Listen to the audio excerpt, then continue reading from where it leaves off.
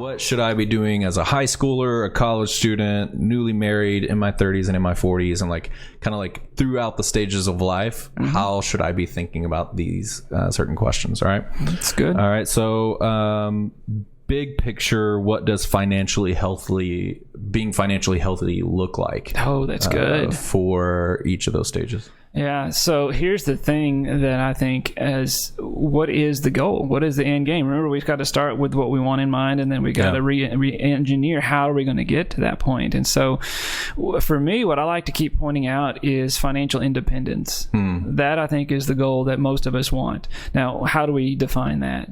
To me, financial independence is when you've done a good enough job with your finances that work is optional. Yeah. At that point. And so really the way you gauge that, if you're successful or not at each phase, is are you progressing towards that? Are you getting there? Is it taking you step forward or step backwards? Like Right. And then I also meet some people who are like, well, I don't want to, life isn't about just accumulating all this wealth. And I agree with that, but are you financially independent? Is that a worthwhile goal? Right. So we do need to be saving because, in fact, you look at the parable of the ant in Scripture. We're taught to go to the ant and to learn from the ant. Again, Solomon's a great person to learn from. And he says, you can learn from the ant because what does it do? While there's a harvest, it brings in the harvest to store for a time because winter's coming where it will no longer have food, right? Yeah. And so the idea is we should be accumulating something for now for a season when there's not. And then if the ant is praised for doing that, but if the ant doesn't do that, then it says poverty awaits like a vagabond, right? And need like an armed man. Solomon is instructing his children here to tell them that you need to prepare for a time. Well, we all have an income now.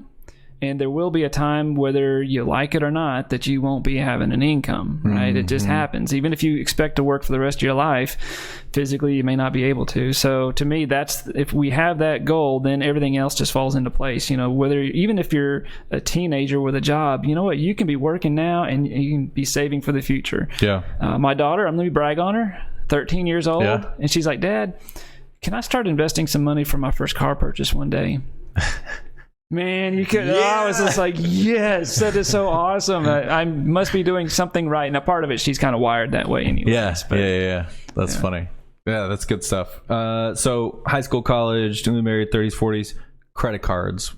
How should we think about credit cards? They're of the devil, right? Oh man, I remember in college. They give you a T-shirt for signing up for credit cards. I was about to say, did you? Yeah. That's what I remember. We would come to college onto campus, and there would be a booth. Yeah, and you see all these kids around it, and you could get T-shirts, slinkies, basketballs, all this stuff. And you know what? I actually signed up for them. I got that stuff, and then I canceled the account immediately. I don't know if that was smart, but I got the slinky. So I was happy. I had a slinky. But a lot of my friends, they didn't do that, right? They started using it, and it almost feels like free money, right? Just swipe it and worry about it later, but it snowballs, and all of a sudden you are stuck. I mean, let me tell you, the thing that kills people financially is credit cards. It will destroy you faster than anything else. It's easy to get into, sometimes even fun to get into credit card debt, but man, you will hate yourself later for it. So much of this financial planning is, I sometimes teach that there's young you, right? That's you today. Yeah. And there's old you, the one time, in the future that you will become. Yep. The hard part is keeping young you from spending all of old you's money. Right? Yeah, that makes sense. And the sad thing is young you has all the cards. They got all the power. Right. That's the person that controls. And it's so tempting to just live for today, charge it up, live it up now. And then old you is going to be so mad and want to smack you with the cane that he's holding, right?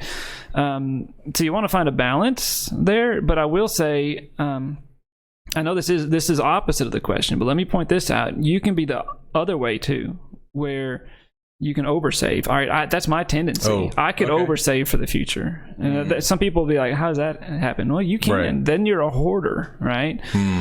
Some people, they save so much for the future, they ignore all the opportunities they have today to invest into their family, into their time with their kids and whatnot.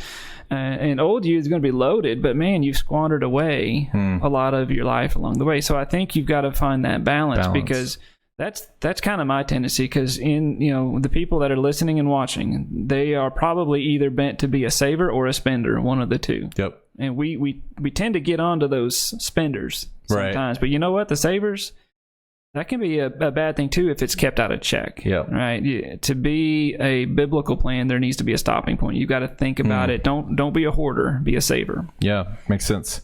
What's a great way to raise my credit throughout those years, and like what helps credit versus hurts your credit score? Right. I'm not a credit expert. Okay. But still, the things you can do is you got to be timely on payments, right? That's the thing that they look at. And I remember one time, my credit score, I was looking at what was holding it back. And it was like I didn't have enough open debt loans. I'm like, just be happy about that, right? No I joke. don't owe money, but they want to see a history. They want to see that you're making payments. And so one thing a lot of people will do is, I'm not against using credit cards if you're using them wisely. For a purpose, so, right? Yes. Like the intent behind it. So I mentioned earlier that my wife and I have never owed on anything. We have never paid a penny of interest on a credit card in our lives. So if you charge something and you pay it off as soon as it comes in, they don't charge you interest, but you earn points. And so it actually, we can use it to benefit us. So let's just say you're going to buy gas for your car. Use that, charge it, and have a system where you're paying 100% of that balance. Just make sure you're always paying 100% of the balance. That is what's going to build that credit up and get you a good number, which will help you to maybe buying that first house or whatnot. But realize the danger. It is so easy to start swiping for other things, right? And you guys know who you are. Some of you are going to be more tended to do this than others, right? Know your personality, know your weaknesses, your temptations. Self-awareness. Yes, that's right. Going back to what we started with, self-awareness. And Courtney and I, we got a credit card for emergencies when we got married and used it only for emergencies, and then would put a couple of bills on it that we'd pay off immediately, right? And it raised the limit to be fairly high, and we were like, oh my gosh. But we were like, keep with the plan.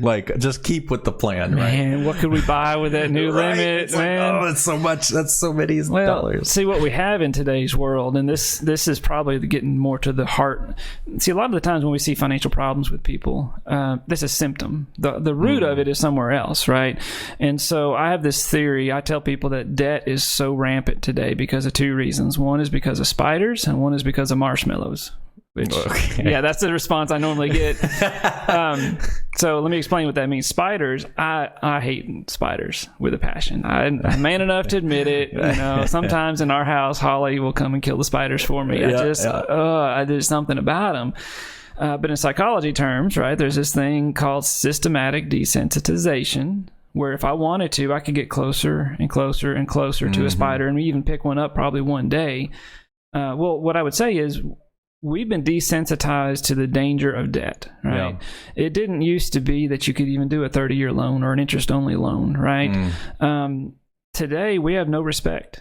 We don't see it as a danger. Everybody's got it, right? So it's just normal. It's a way of life. No, you've been tricked into thinking that. You've been desensitized to it.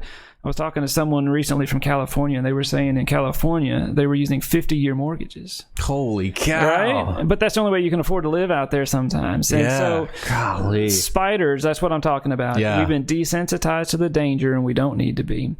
So treat these with respect. And marshmallows, there was an amazing study out of Stanford University. Michael Michel was the doctor at the time, and he called it the marshmallow test. And what he did, he took 4-year-olds. I thought it was hilarious. It's such a basic study with big results. They took 4-year-olds and they set them at a table, all right? And they put a marshmallow in front of them. Yeah. And they said, all right, if you want, you can eat that marshmallow, but I'm going to be back in a little bit. And if that marshmallow is still there, I'm going to give you a second marshmallow, right? Yeah. Well, what's the right thing to do? The smart thing. Wait, right? But a lot of them, of course, ate it. Well, the study didn't stop here. They followed these kids into adulthood. And what they found is the ones that waited and they got the second marshmallow, they were more disciplined. They had more successful marriages, higher incomes, greater career satisfaction. In general, that to the rest of the population, they were just happier people. Yeah. Now the others, they were more distrustful. They had lower career satisfaction, lower income. All this from a marshmallow test, right? So I think that gets to the deeper issue of the credit card stuff. So yeah, use it wisely, but man, don't get sucked into it. Yeah, that makes sense. I give you long answers. I don't know if this is great. But... No, this is really great. So again, high school, college, newly 30s, 40s. What kind of savings should I have and be doing like along that path? All right. So let me give you some rules of thumb, but realize rules of thumb break down all the time. So the professionals out there tend to say 3 to 4 months of living expenses is what you should have in an emergency fund. So 3 to 6 months, of living expenses. So that gives you a target, but it depends, right? Gotcha. For example, how old is your house? How much do you think you're going to have repairs? How high are your deductibles on your insurance policies? All these things or do you have kids, right? There's another, if you have kids, you need more cash on hand. How volatile is your income? So if you're self-employed like me, then your income can be volatile. Well, you need to have more reserves. So the rule of thumb can break down, but still it's not a bad starting point. Yeah. And then the one that goes along with that is how much should I be saving each month toward, let's say, retirement or whatever. Yeah. And the idea that goes around is I should give 10%, save 10%, and spend the rest, right? Give, save, spend in that order. That may work. It may not. It's not a bad rule of thumb, but what I will say is, all right, if you're 20, sure, that may work out. If you're 50, guess what? Saving 10% is not going to get you where you need to be. So that's where you have to have the goal in mind of where you want to be. Right. And then, build out a plan that's going to show you what it takes to get you where you need to be. Makes sense.